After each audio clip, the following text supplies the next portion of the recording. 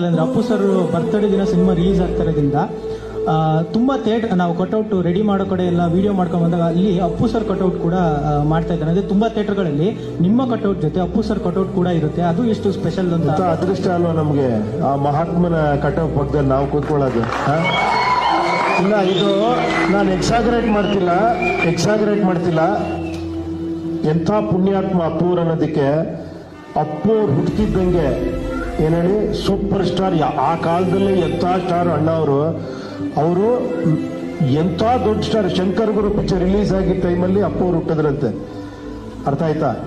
ಅವ್ರು first production super duper ಇಟ್ಟು. ಅದಕ್ಕೆ ಶಿವಣ್ಣ ಅವ್ರು ಹೇಳೋದು ಯಾವಾಗಲೂ ಕೂಡ, ರಾಯಲ್ಲ ಗುಡ್ದ ನನ್ನ ತಮ್ಮ ರಾಯಲ್ಲಾಗೆ ಇರ್ತಾನೆ, ರಾಯಲ್ಲಾಗೆ ಬದುಕ್ತಾನೆ ಅಂತ ಹೇಳ್ತಿರ್ತಾರೆ ಗೊತ್ತಾ. ಅವ್ರನ್ನ ಅವ್ರು ಇನ್ನೂ ಸ್ಟಾರೇ ಅಲ್ಲ, ಅವ್ರಿನ್ನೂ ಏನು ಚಿಕ್ಕ ವಯಸ್ಸಲ್ಲೇ ಅವ್ರು ಸ್ಟಾರ್ ಬಿಡಿ.